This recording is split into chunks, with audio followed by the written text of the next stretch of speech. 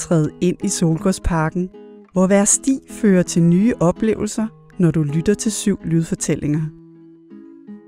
Hør om Solgården, det overdådige palæ, som først var sommerhus for overklassen og siden hospital for kvinder med tuberkulose. Bliv også guidet til at opdage det mangfoldige liv ved egetræet og få historien om tempeltræerne, der overlevede en atombombe. Du streamer fortællingerne med din smartphone. Det er gratis, og du kan komme når som helst. Du går derfra klogere på historien, med nye øjne på naturen og med mere ro i krop og sind.